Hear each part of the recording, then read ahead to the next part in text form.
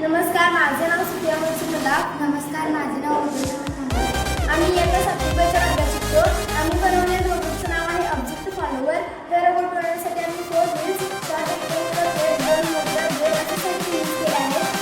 ह्या रोबोटची यूज आपण एज्युकेशन किंवा रेल्वे स्टेशनला जाताना आपल्या पाठीमागून हे येऊ शकतो किंवा आपण हे फॉलो करू शकतो.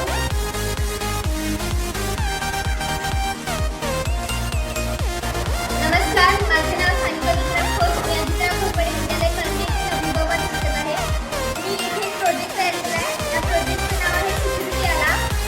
इथे मी हा बदल वापरला आहे, रेडबोर्ड आणि लेझर लाईट आहे.